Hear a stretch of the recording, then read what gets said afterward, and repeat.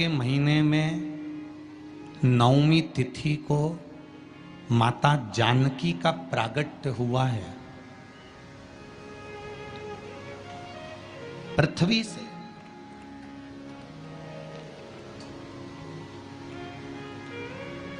कभी एक विचार करिएगा कि नरसिंह अवतार बैसाख के महीने में हुआ, कुर्मा अवतार बैसाख के महीने में हुआ, हयग्रीव अवतार बैसाख के महीने में हुआ, परशुराम अवतार बैसाख के महीने में हुआ, माता जानकी का अवतार बैसाख के महीने में हुआ। आखिर बैसाख के महीने में, माधव महीने में इतनी महत्वता क्यों?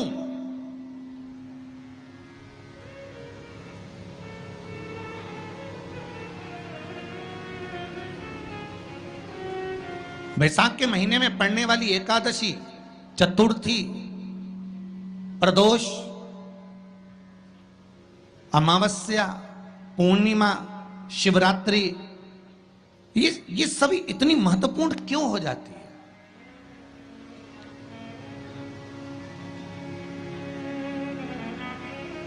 इसकी महत्वता इतनी प्रबल क्यों हो जाती है? किस लिए?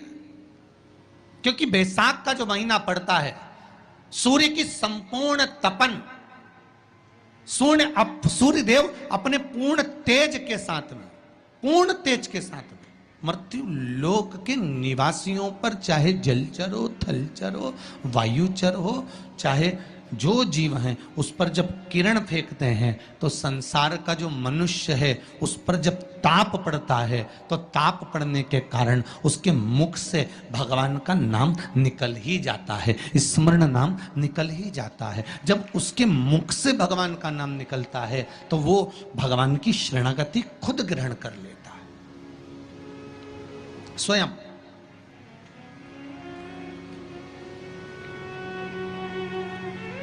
शरणागति ग्रहण कर लेना। बैसाख की पोथी पढ़ते हो आप लोग? आप में से अगर कोई पढ़ता हो बैसाख महीने की पोथी, तो उसमें एक वर्णन आता है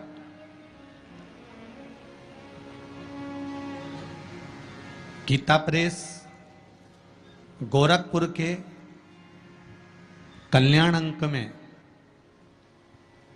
भी आप ये पावन बैसाख चरित्र श्रवण कर सकते हैं। उसमें बैसाख महीने की पोथी में 10वें दिवस की कथा में 10वें अध्याय में एक व्याध और शंख मुनि का चरित्र आता है।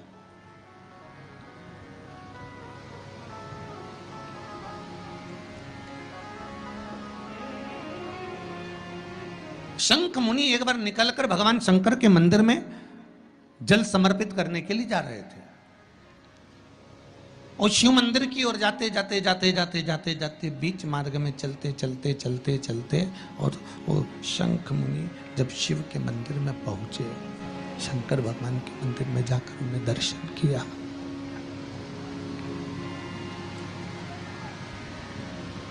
जल का पात्र उठाया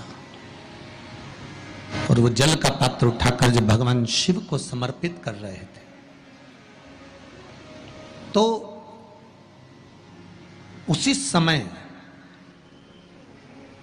जल का पात्र उठाकर जब शंकर भगवान को समर्पित करा गया और शंख मुनि निकलकर जब बाहर आ रहे थे, आते आते शंख मुनि के मन में एक भाव उत्पन्न हो गया कि जब हम भगवान शिव को कुछ वस्तु समर्पित करते हैं तो उसका फल, उसका पुण्य फल हमें कितने समय में प्राप्त होता है। ये शंख मुनि के मन में एक विचार जागृत हो गया, शंख मुनि के मन में एक भाव जागृत हो गया।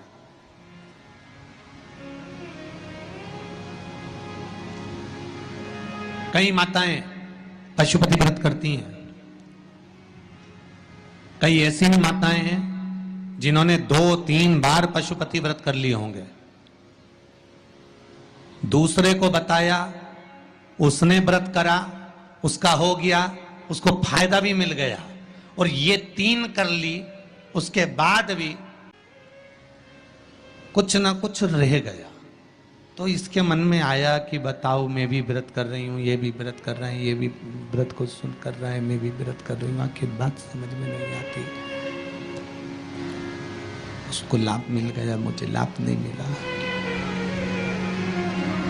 उसको लाभ की अनुभूति होगी, मुझे लाभ की अनुभूति नहीं हुई। तो कभी विचार करना कि तुमने उसको पशुपति व्रत बताया, उसने व्रत किया और बड़े दिल से करा, बड़े बड़े दिल से करा, तुम्हारे बताए अनुसार करा। मतलब तुम्हारी बात पर कितना विश्वास होगा उसको, तुम्हारी बात पर कितना भरोसा होगा उसको। और तुम्हारे बताए अनुसार उसने पशुपति व्रत कर लिया और उसका काम हो गया। और तुम 2 बार 3 बार 4 बार 5 बार कर चुकी तो भी नहीं हुआ। उसका कारण क्या हो सकता? उसका एक कारण है, तुम्हारी बात पर उसने विश्वास कर लिया पर तुम अभी विश्वास पूर्ण रूप से कर नहीं पाई हो। तुमने ये सोचा है कि दुनिया कर रही है तो अपन भी कर लो।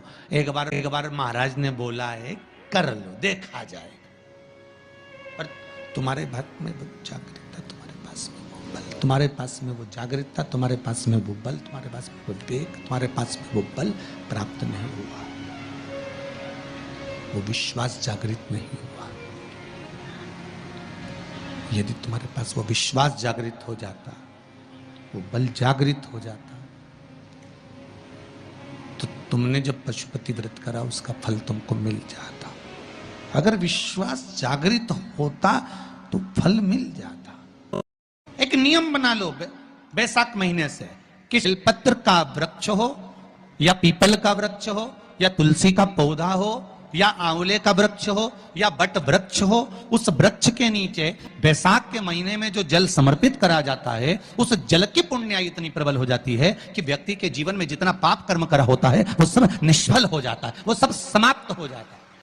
बैसाख महीने में पार्थिव शिवलिंग के निर्माण का, और उसमें एक बात कही है कि जब संसार का मनुष्य, मृत्यु लोक में रहने वाला मानव, मृत्यु लोक में रहने वाला मनुष्य मिट्टी के शिवलिंग का निर्माण करता है, पार्थिव शिवलिंग का निर्माण करता है, और जिस घर में पार्थिव शिवलिंग का निर्माण होकर उसकी पूजन होती है, घर का सदस्य उस पर अगर एक बूंद जल समर्पित कर देता है तो जितने घर के सदस्य होते हैं उस पार्थिव शिवलिंग के निर्माण को करने वाले होते हैं, पूजन करने वाले होते हैं, उनको 6 महीने तक किसी बड़ी बाधाओं को झेलना नहीं पड़ता, वो दुख अपने आप कट जाता है। बैसाख के महीने में एक काली मिर्च जल के पात्र में, अगर दूध के पात्र में डाल, कई लोग कहते हैं महाराज जी रुद्राक्ष को सिद्ध, बैसाख महीने में अगर शिवरात्रि पड़े और उस शिवरात्रि पर एक कलश का पात्र, लोटा तांबे का या मिट्टी में रखा हुआ जल पात्र में लेकर एक बेलपत्र का छोटा सा भाग उसमें छुआया हुआ,